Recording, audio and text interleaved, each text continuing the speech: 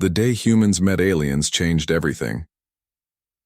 It was a sunny morning in June 2157 when the giant ship appeared above New York.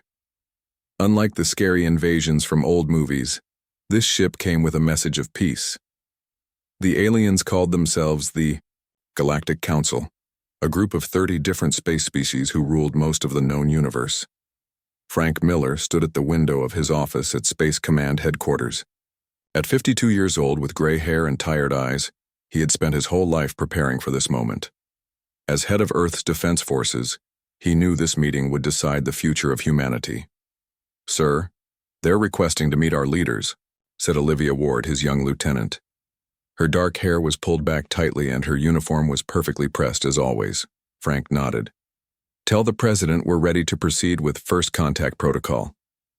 3 days later, Frank found himself aboard the USS Defiant, Earth's newest spaceship, heading toward the massive council station now orbiting Earth's moon. With him were Earth's best scientists, diplomats, and military officers, including Admiral Bryce Hammond, a tough old space veteran who never smiled. "Remember the plan," Frank told his team as they prepared to dock. "Show respect but not weakness. These aliens may be advanced, but humans deserve a place at the table." The inside of the council station looked like a dream. Lights floated without any visible source. Strange plants grew along walls that seemed made of liquid metal. Aliens of all shapes walked, slithered, or floated through wide hallways. Some had multiple arms, others had no arms at all. Some looked almost human, while others resembled nothing Frank had ever seen.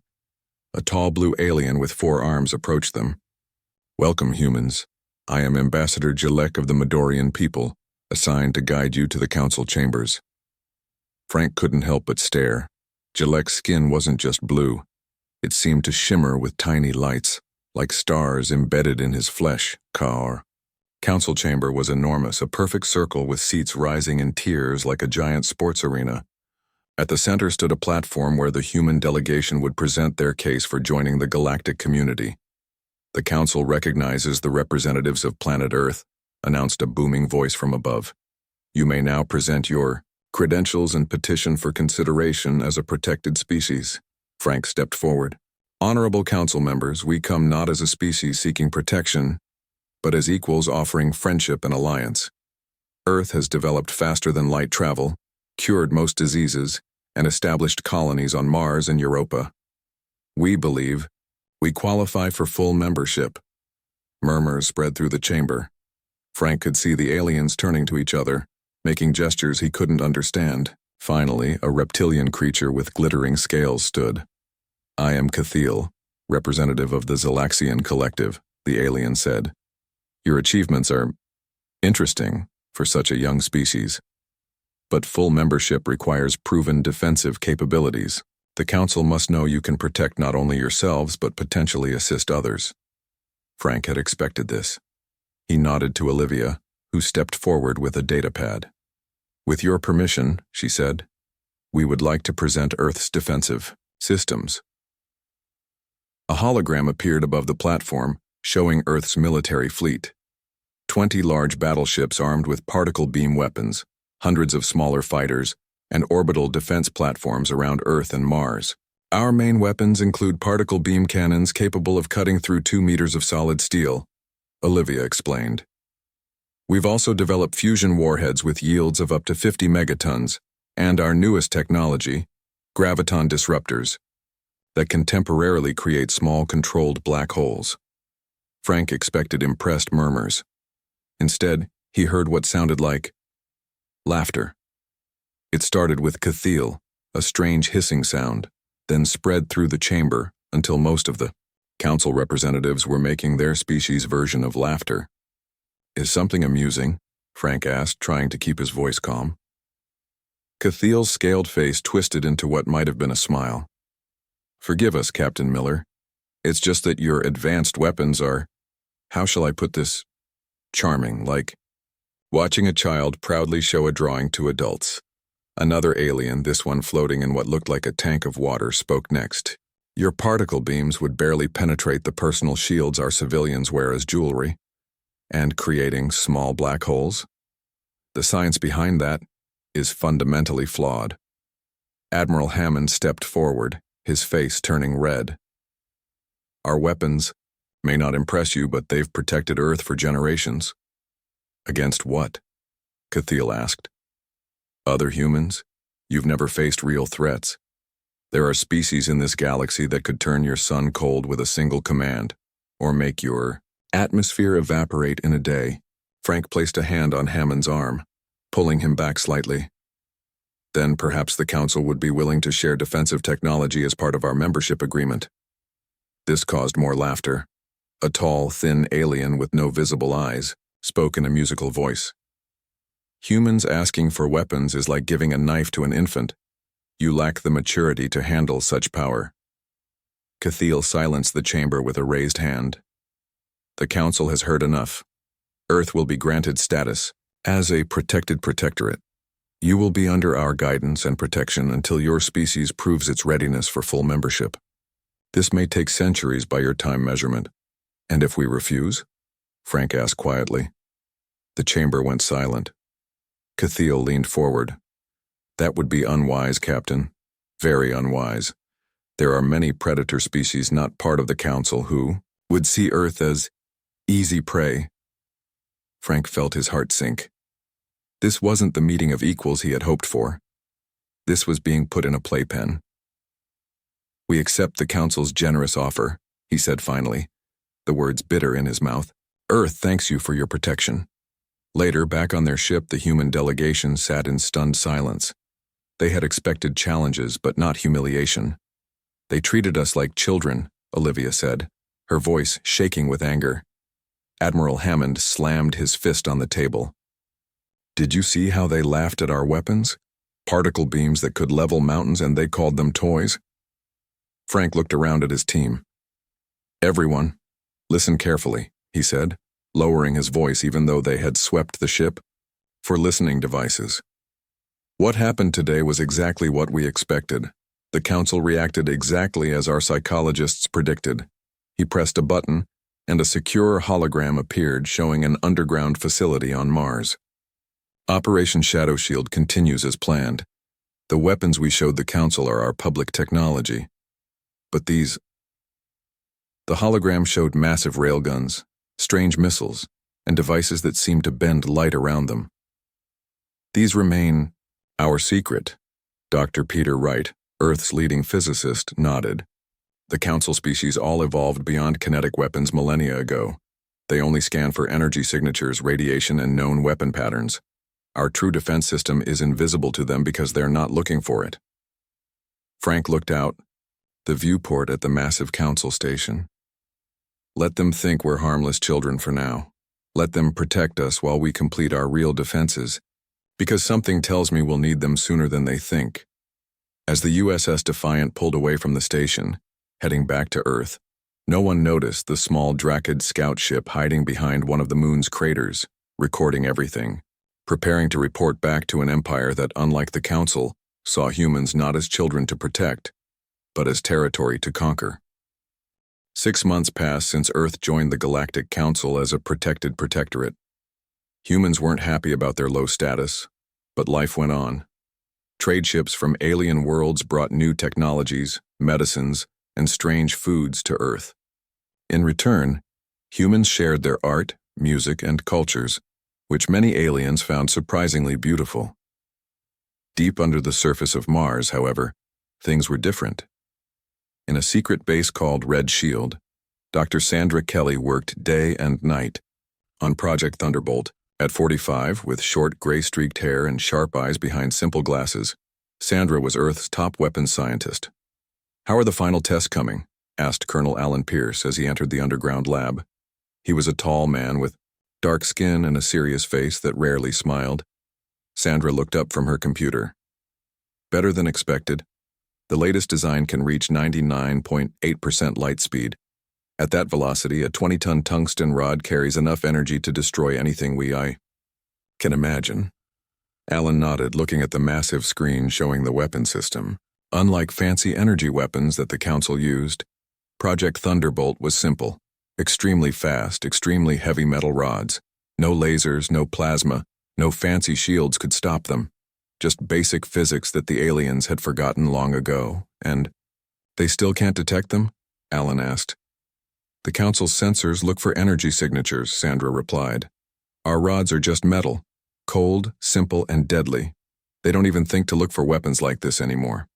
Meanwhile, on Earth's orbital station, Frank Miller attended another frustrating meeting with Council representatives. The blue-skinned alien Jalek was speaking. We have news that may concern Earth, Jalek said. Our long-range scouts have detected Drakid Empire ships moving toward your solar system. Frank sat up straight. The Drakid? I don't know this species. They are not Council members, explained Jalek. They are aggressive. They expand their territory by force when they can. But do not worry. The Council will handle this diplomatically. What if diplomacy fails? Asked Olivia Ward, who sat beside Frank. What if they attack Earth?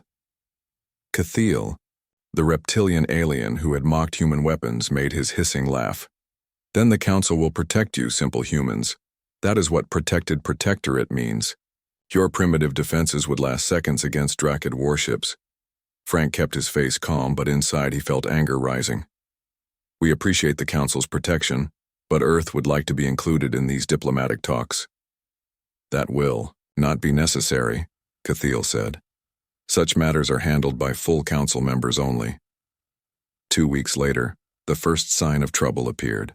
A small human research station on Europa, one of Jupiter's moons, sent a distress call before going silent. 37 scientists were stationed there. Frank and Admiral Hammond rushed to the emergency meeting at Space Command headquarters. The president of Earth, Connie Russell, a small woman with intelligent eyes and a powerful voice, demanded answers.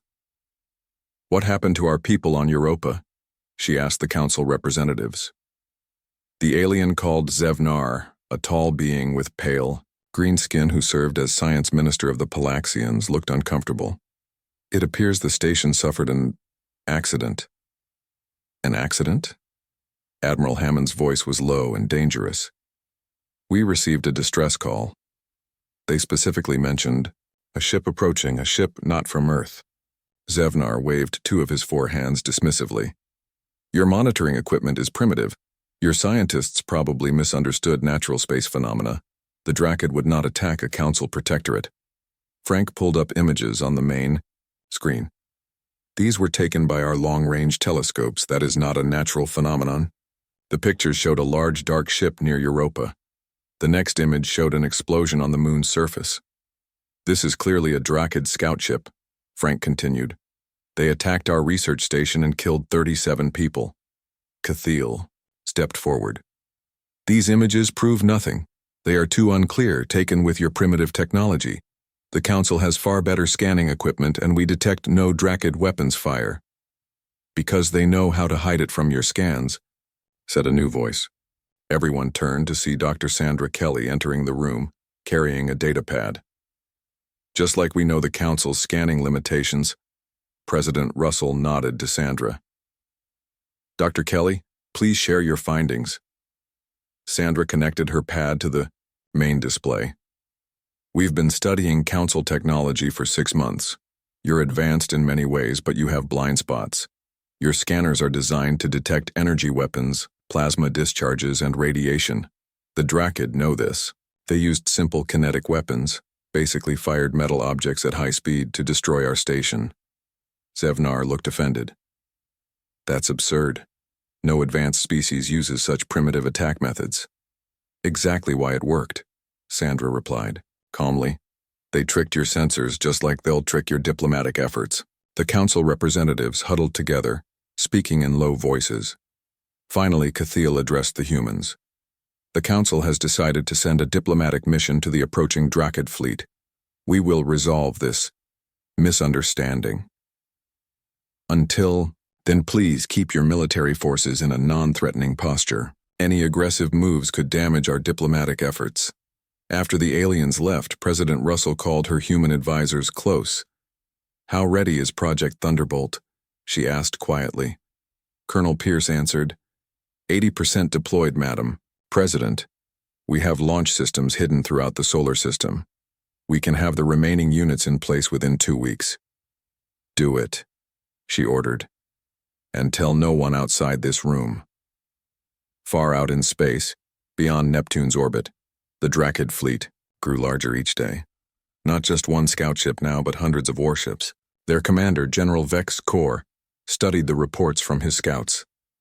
"These humans are weak," he told his officers, "and the Council treats them like pets. They will make easy slaves for the Empire." His second-in-command looked concerned. But attacking a Council protectorate, even a new one, this could bring war with the Council. Vex Kor laughed, a harsh sound. "The Council hasn't fought a real war in 1,000 years. They will talk and talk while we take what we want. And by the time they decide to act, we will have human slaves building weapons for us." He pointed at the hologram showing Earth. "This world has resources we need, and workers we can use. The Council is weak, just like the humans." 3 weeks later, the Drakid ultimatum arrived at Earth. The message was simple: surrender all colonies and accept Drakid rule over Earth, or face extinction. The Council representatives rushed to Earth's orbital command station, where Admiral Hammond waited with President Russell. "This is merely a misunderstanding," said Counselor Tekra, an insect-like alien with shimmering wings. "The Galactic Council has maintained peace for millennia through dialogue, not primitive violence. They killed 37 of our people and demand our surrender," Admiral Hammond said flatly. "That's not a misunderstanding." "Please, humans," Cathiel said, his voice less mocking than before. "Let the Council handle this. Your weapons cannot help you against the Drakid. Our negotiators will find a solution." President Russell looked at Admiral Hammond, then at the display showing the massive Drakid fleet now entering the solar system. 500 warships against Earth's apparent dozen defensive cruisers. The odds looked impossible. "Very well," she said finally. "We will allow the Council to negotiate on our behalf. But we have one condition."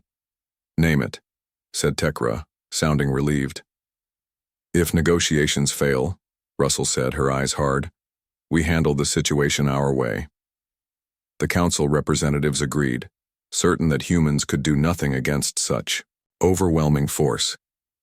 They didn't notice the small smile that passed between Russell and Hammond, nor did they see Hammond quietly touching a hidden communicator on his wrist, sending a single word to Colonel Pierce on Mars. "Ready." Commander Joe Garcia sat quietly at his station in Lunar Base Alpha, hidden deep within the moon's surface. At 38 years old, with steady hands and sharp eyes, Joe had been chosen personally by Admiral Hammond to lead this critical operation. Outside, the massive Drakid fleet had entered the inner solar system, their ships now visible as small dots of light from Earth. "Status report," Joe said to his team of 20 operators, each monitoring different parts of Project Thunderbolt.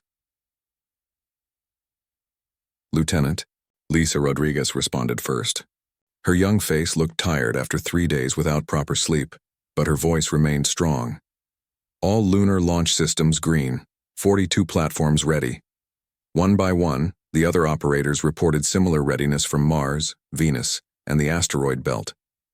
Hidden across the solar system, 2,000 launch platforms waited for the command to fire their special cargo, 20-ton tungsten rods designed to hit targets at nearly the speed of light. "And the tracking systems?" Joe asked. "Perfect lock. On all 500 Drakid ships," Lisa confirmed. "The Council still has no idea our targeting systems exist. They're looking for energy signatures, not basic radar and telescopes." Joe nodded, then opened a secure channel to Admiral Hammond on Earth's orbital command station. On the small screen, he could see Hammond standing with several Council aliens and President Russell. "Lunar base is ready," Joe reported simply. Hammond's face showed nothing, but Joe knew the Admiral understood. Everything they had planned for was now in position. On the orbital station, the situation was tense. The Council representatives had arrived to oversee the surrender negotiations with the Drakid. Cathiel, the reptilian alien who had once mocked human weapons, now looked worried as he studied the approaching fleet. "Their numbers have grown," he admitted. "We expected perhaps 100 ships. This is concerning." Admiral Hammond stood, with his hands behind his back, his face calm despite the danger. "How long until your diplomatic team makes contact?" Before Cathiel could answer, the main screen lit up with a transmission. The face that appeared made several council members step back in surprise. It was a Drakid, gray-skinned with sharp teeth and small cruel eyes. "I am General Vexcor of the Drakid Empire," the alien announced. "I speak to the leaders of Earth." President Russell stepped forward. Despite being much smaller than the aliens around her, she showed no fear. "I am President Connie Russell of Earth. We received your ultimatum. The Council is prepared to negotiate on our behalf." Vexcor made a harsh sound that might have been laughter. "There is nothing to negotiate. You will surrender now, or we will destroy your orbital station as a demonstration of our power. You have 10 minutes to decide." The screen went black. The council representatives immediately began talking all at once, their voices rising in panic. "This is not how the Drakid normally behave. We need to call for council military support. They wouldn't dare attack with council representatives present." Admiral Hammond cut through the noise with a sharp question. "How long would it take for council military ships to arrive?" Tekra, the insect-like alien, answered reluctantly. 3 days at minimum. Our nearest battle fleet is in the Proxima system, so we're on our own for now," Hammond said. He turned to President Russell. "Madam President, I request permission to defend Earth." Cathiel stepped between them. "With what? Your primitive weapons would be useless. The Drakid ships have energy, shields that can withstand direct hits from weapons far more advanced than yours." For the first time, Hammond smiled. It wasn't a friendly smile. "Let me worry about that." President Russell nodded. "Permission granted, Admiral. Defend Earth." Hammond turned away from the protesting council representatives and opened a secure channel. "Lunar Base Alpha, this is Hammond. Execute Thunderbolt. Authorization code, Terra Invicta." In the command center on the moon, Commander Garcia received the order. He took a deep breath, then turned to Lieutenant Rodriguez. "You heard the Admiral. Fire all platforms." Lisa's fingers moved across her control panel. "Transmitting fire commands now." Across the solar system, hidden silos opened on the moon, on Mars, on Venus, and among the asteroids. Inside each one was a simple weapon, a tungsten rod 20 feet long and 3 feet wide, weighing 20 tons. No explosives, no energy cells, just solid metal with small guidance thrusters. In normal spaceflight, these rods would be slow and easy to detect, but each was loaded into a special launcher using technology humans had kept secret from the Council. The launchers could accelerate the rods to 99.9% of light speed in seconds. On the orbital station, Hammond watched the main screen showing the Drakid fleet. The aliens around him continued arguing about evacuation plans and surrender terms. 8 minutes until their deadline, Cathiel announced nervously. "We should prepare to abandon the station." Hammond didn't respond. His eyes were fixed on the countdown timer on his personal device. 3, 2, 1. Nothing seemed to happen at first. Then, suddenly, the largest Drakid ship, the one in the center of their formation, exploded in a blinding flash of turret. Before anyone could react, another ship exploded, then another and another. What is happening?" Zevnar asked, his 4 hands trembling. Hammond's voice was calm. "Physics is happening. Simple kinetic energy. Each of those rods hits with the force of a small nuclear bomb, but there's no radiation, no energy signature to detect or shield against. Just mass times velocity squared." On the screen, the Drakid fleet was in chaos. Ships tried to move, to escape, but the rods were too fast. They couldn't be seen until they hit, and by then, it was too late. In less than 2 minutes, over half the enemy fleet was destroyed. "Impossible," whispered Cathiel. "No species uses such primitive weapons anymore." "That's exactly why they work," Hammond replied. "You all forgot the basics while developing fancy energy shields and plasma weapons. We stuck with what works, hitting something really hard with something really heavy." In Lunar Base Alpha, Commander Garcia watched the data flowing in. 80% of targets neutralized, reported Lisa. The remaining Drakid ships are attempting to retreat. "Launch the second wave," Garcia ordered. No survivors. The second wave of rods launched. These were smaller, designed to target engines and weapon systems rather than destroy entire ships. Within 3 more minutes, every Drakid ship was either destroyed or disabled, floating helplessly in space. On the orbital station, silence had fallen among the council representatives. They stared at the screen showing the remains of what had been minutes before one of the largest battle fleets in the known galaxy. President Russell broke the silence. Now then, shall we discuss Earth's status in the Galactic Council? I believe protected protectorate no longer seems appropriate.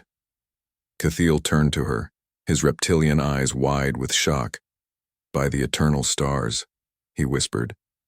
What have you done? What else have you humans been hiding from us?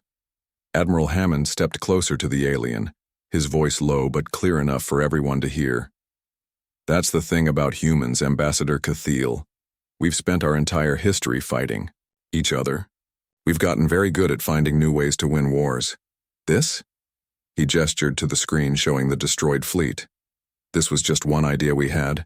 There are others. Tekra's wings fluttered nervously. The council must be informed immediately.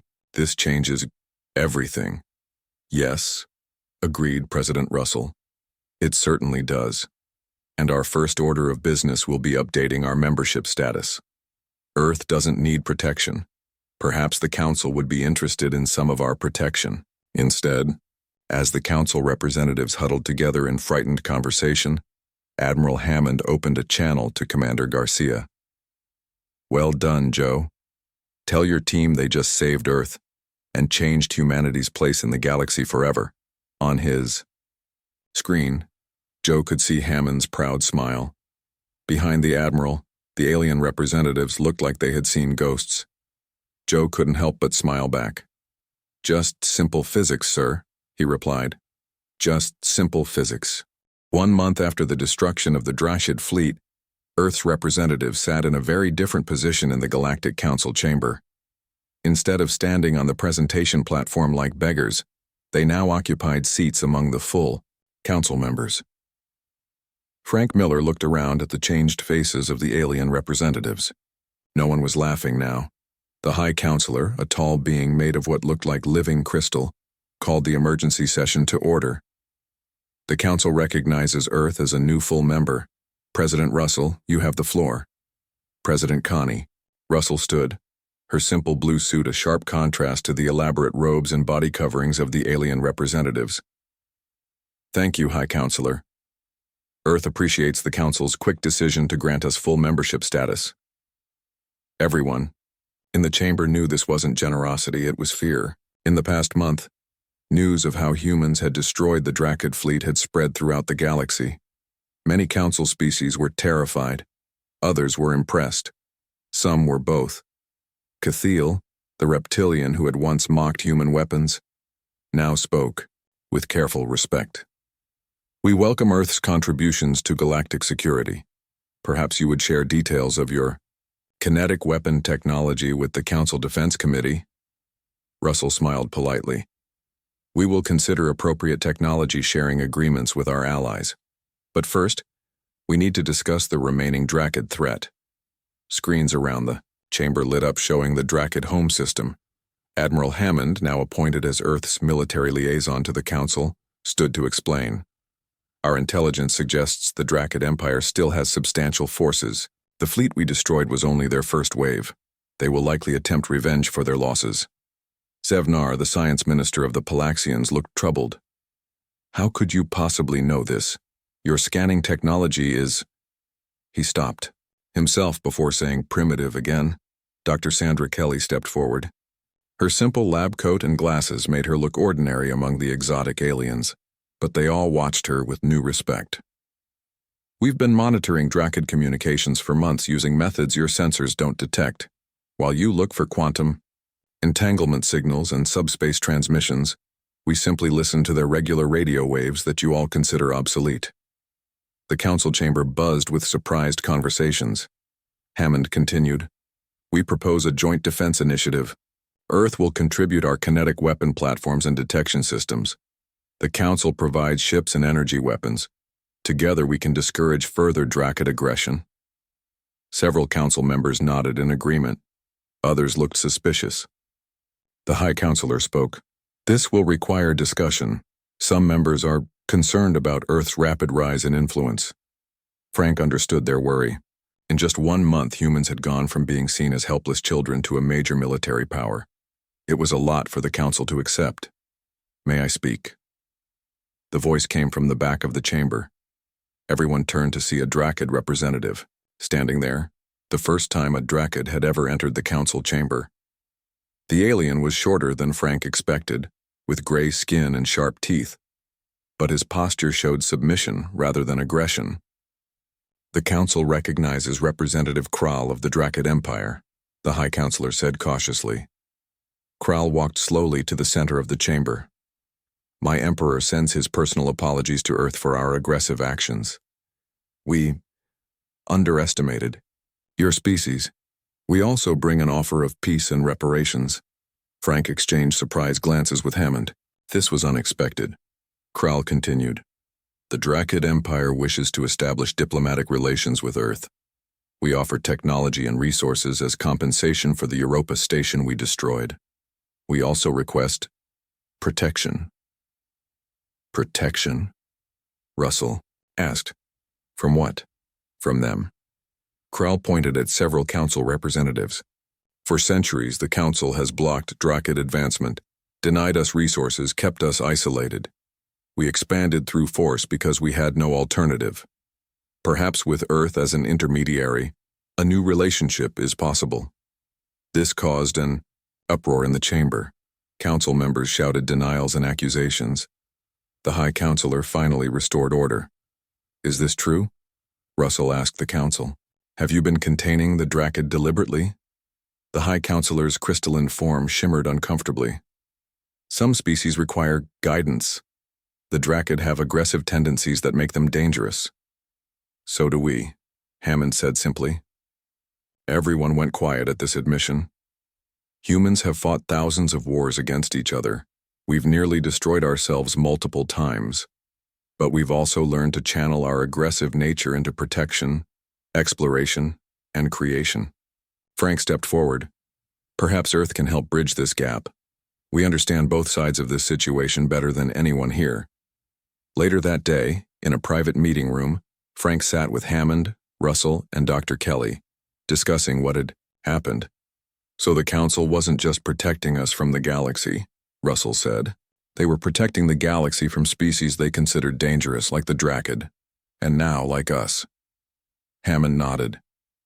They've forgotten how to handle aggressive species because they evolved past violence so long ago. They don't remember, what we're just learning, that strength must be balanced with wisdom. Dr. Kelly looked up from her datapad. The Drakid offer seems genuine. Their technology is different from the Council's, more practical in some ways. It could be valuable. To us? Frank stared out the window at the stars. So now we're the mediators between the peaceful Council and the aggressive Drakid. That's not the role I expected for humanity. It's a good role for us, Russell said. We understand both sides. We know peace and war. 3 months later, Franks stood on the observation deck of the newly built Earth Embassy on the Council's central space station. Beside him was Cathiel, who had become something of a friend, despite their rough beginning. Your species continues to surprise us, the reptilian said. The peace talks with the Drakid are progressing well. Several Council races have requested your kinetic weapon technology, and your cultural exchanges are surprisingly popular. Frank smiled. Sometimes the simplest solutions are the best, whether in weapons or diplomacy. You all were looking for complex answers while we just focused on basics. Like throwing a very fast, very heavy rock, Cathiel said, attempting human humor. Exactly.